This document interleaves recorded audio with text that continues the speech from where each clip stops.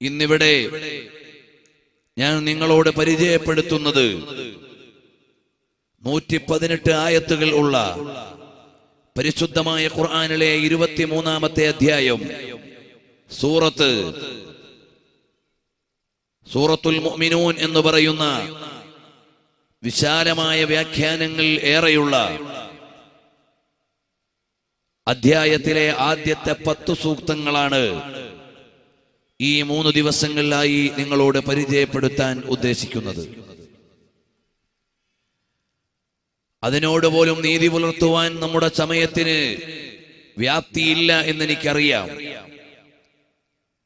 വളരെ പ്രധാനപ്പെട്ട ചില പ്രമേയങ്ങൾ ഈ ആയത്തുകൾ വഴി നിങ്ങൾക്ക് ലഭിക്കുമെന്നതുകൊണ്ടാണ് ഇത് തിരഞ്ഞെടുത്തത്. വിശുദ്ധമായ ഖുർആനിലെ ഓരോ അധ്യായങ്ങൾക്കും വളരെ വിശാലമായ വ്യാഖ്യാന തലങ്ങളുണ്ട്, അവതരണ പശ്ചാത്തലങ്ങളുണ്ട്, പാരായണ രീതികളുണ്ട്, പാരായണ വ്യത്യസ്തതകളുണ്ട്.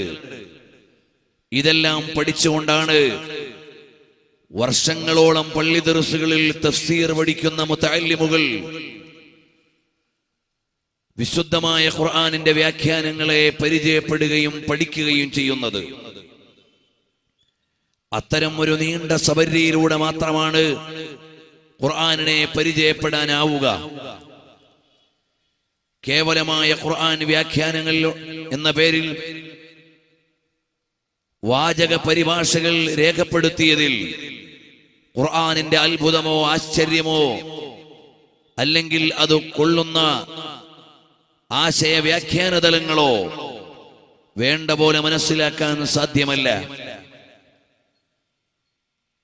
പരിശുദ്ധമായ ഖുർആനിനെ ഓഥന്റിക്കായി, ആധികാരികമായി, പ്രാമാണികമായ അവലംബങ്ങളിലൂടെ പഠിക്കുമ്പോഴാണ് ഖുർആൻ ഉയർത്തുന്ന ശരിയായ സന്ദേശത്തിലേക്ക് നമുക്കെത്താൻ കഴിയുക. അല്ലെങ്കിൽ ഖുർആൻ പഠിച്ചുകൊണ്ട് യുദില്ലു ബിഹി കസീറൻ വയഹ്ദി ബിഹി കസീറാ, ഖുർആൻ പാരായണം ചെയ്തുകൊണ്ട് തന്നെ വഴികേടാവുന്ന ആളുകൾ ഉണ്ട്. ഖുർആൻ പാരായണം ചെയ്തിട്ട് നന്മയിലേക്ക് വരുന്നവരുമുണ്ട്. ഖുർആൻ ഓതിക്കൊണ്ട് ദൈവമില്ല എന്ന് വാദിക്കാനാണ് ഇടമറുകൾ ശ്രമിച്ചത്. ഖുർആനിന്റെ ആയത്തുകൾ ഉദ്ധരിച്ചുകൊണ്ട് ദൈവം 3 പറയാനാണ് ക്രൈസ്തവ ലോകം രംഗത്ത് വന്നത്. ഖുർആൻ പാരായണം ചെയ്തുകൊണ്ട് അല്ലാഹു സുബ്ഹാനഹു വ തആല സിംഹാസനത്തിൽ ഇരിക്കുന്നു എന്ന് പറയാനാണ് ചില പുത്തൻ വിശ്വാസികൾ വന്നത്. അവരെല്ലാം ഖുർആനിനെ അംഗീകൃതമല്ലാത്ത രീതിയിൽ വ്യാഖ്യാനിക്കുകയും ആധികാരികമല്ലാത്ത വിശദീകരണങ്ങളിലൂടെ വഴികേടാവുകയുമാണ് ചെയ്തത് എന്ന് വ്യക്തമായി മനസ്സിലാക്കാൻ കഴിയും.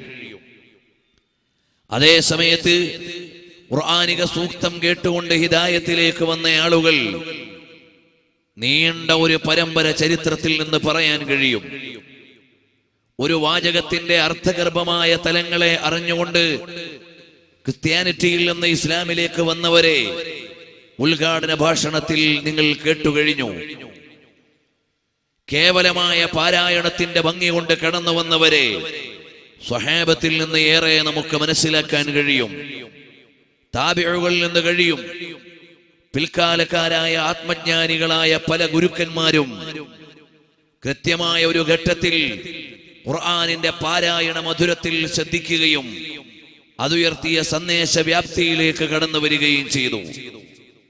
ഇതെല്ലാമാണ് ഖുർആനിന്റെ വിശദീകരണങ്ങളുടെയും വ്യാഖ്യാനങ്ങളുടെയും മുമ്പിൽ നിൽക്കുന്ന ഒരു വിദ്യാർത്ഥിക്ക് പരിചയപ്പെടാനുള്ളതെങ്കിൽ സൂറത്തുൽ മുഅ്മിനൂൻ എന്ന അധ്യായത്തിലെ ആദ്യത്തെ 10 സൂക്തങ്ങളുടെ പ്രാഥമികമായ ഒരു വ്യാഖ്യാനം നിങ്ങൾക്ക്, ഒരു വിശദീകരണം നിങ്ങൾക്ക് പങ്കുവെക്കാൻ ശ്രമിക്കുകയാണ്.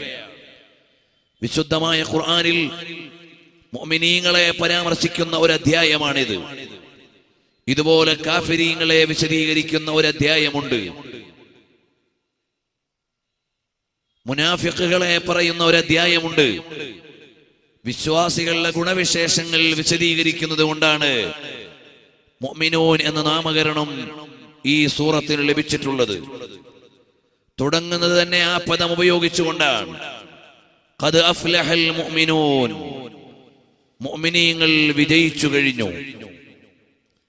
ഖദ് അഫ്ലഹൽ മുഅ്മിനൂൻ, മുഅ്മിനീങ്ങൾ വിജയിച്ചു കഴിഞ്ഞു. വിശ്വാസികൾക്കാണ് വിജയം. ഈ ഒരു പ്രഖ്യാപനത്തോടെയാണ് ഈ സൂറത്ത് തുടങ്ങുന്നത്. വിജയത്തിന്റെ ഫാലസീസ് ഓഫ് സക്സസ് എന്ന പേരിൽ യൂണിവേഴ്സിറ്റികളിൽ പഠിക്കാനുള്ള ഒരു അധ്യായമുണ്ട് ലിറ്ററേച്ചർ വിദ്യാർത്ഥികൾക്ക്. ആളുകൾ വിജയത്തിന്റെ വഴികൾ തേടി പോവുകയാണ്. വിജയത്തിന്റെ മാർഗങ്ങൾ എന്ന പുസ്തകമാണ് മാർക്കറ്റിൽ ഏറ്റവും കൂടുതൽ വിറ്റഴിയുന്നത്. കൂപ്മേറെ പോലെയുള്ള ആളുകൾ വിജയത്തിന്റെ സൂത്രവാക്യങ്ങൾ പറയാൻ എഴുതിയ പുസ്തകങ്ങൾ ചൂടപ്പം പോലെ വിറ്റഴിഞ്ഞത് നാം വായിച്ചിട്ടുള്ളതാണ്. ഇതുപോലെ വിജയത്തിന്റെ വഴി മലയാളത്തിലും ഒരുപാട് വിറ്റഴിക്കപ്പെടുന്ന പ്രമേയമാണ്, പുസ്തകമാണ്, അല്ലെങ്കിൽ തദ്വിഷീകമായി ഏറെ രചനകൾ ഉണ്ട്.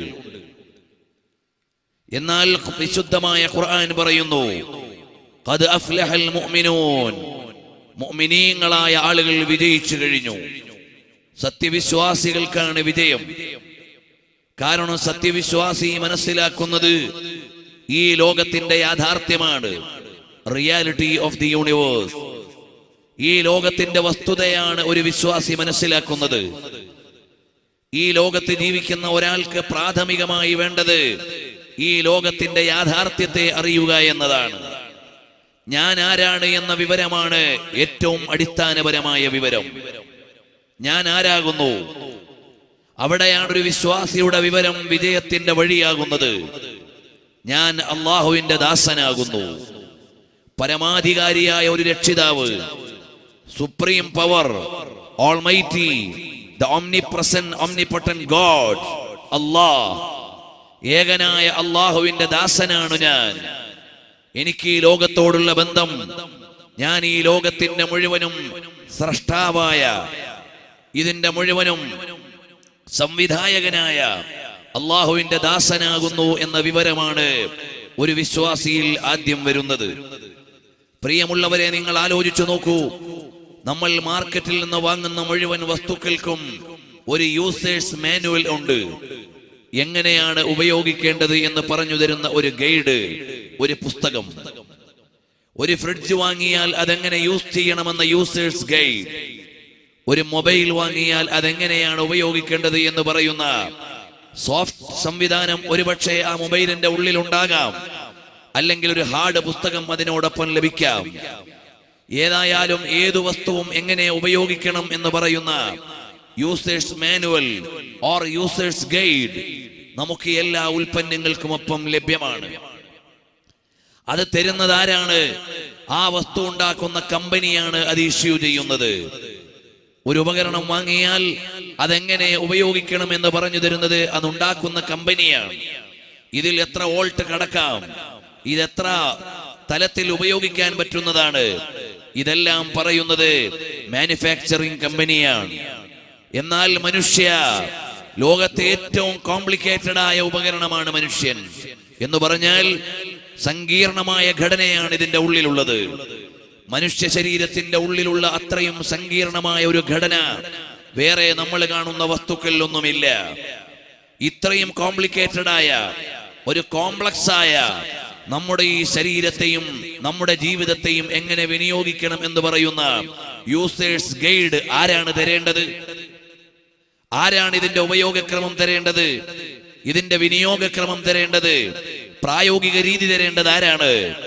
എല്ലാ വസ്തുക്കൾക്കുമുള്ള യൂസേഴ്സ് മാനുവൽ തരുന്നത് കമ്പനിയാണെങ്കിൽ, മനുഷ്യ, നിന്റെ ജീവിതത്തിന്റെ വഴി തരേണ്ടത് നിന്നെ പടച്ചവനായ, നിന്നെ സൃഷ്ടിച്ചവനായ ലോകത്തിന്റെ ഉടമസ്ഥനാണ്. ആ ഉടമസ്ഥൻ നൽകിയ യൂസേഴ്സ് ഗൈഡാണ് ബഹുമാനപ്പെട്ട ഖുർആൻ, പരിശുദ്ധമായ കലാം. എങ്ങനെയായിരിക്കണം ചിന്തിക്കേണ്ടത്, ചലിക്കേണ്ടത്, ശ്വസിക്കേണ്ടത്, നിശ്വസിക്കേണ്ടത് എല്ലാം പറഞ്ഞു തരാനുള്ള മനുഷ്യന്റെ ഗൈഡാണ്, യൂസേഴ്സ് മാനുവലാണ്, മാനിഫെസ്റ്റോ ആണ് ഹോളി ഖുർആൻ, പരിശുദ്ധമായ ഖുർആൻ. പ്രിയമുള്ളവരെ, ആ ഖുർആനിനൊപ്പം കേവലമായ ഒരു ഖുർആനിൽ മാത്രമല്ല, വലിയ വലിയ കമ്പനികളാണെങ്കിൽ അതിനൊരു ഗൈഡ് അല്ലെങ്കിൽ അത് ട്രെയിൻ ചെയ്ത് കാണിച്ചു തരാനുള്ള ഒരാളുണ്ടാകും. നമ്മൾ വലിയ വലിയ മെഷീനറീസ് ഒക്കെ വാങ്ങുമ്പോൾ കേവലം ഒരു ഗൈഡ് തന്നിട്ട് കാര്യമില്ല, അത് കാണിച്ചു തരാൻ പറ്റുന്ന ഒരാളുണ്ടാകും. ആ കാണിച്ചു തരാൻ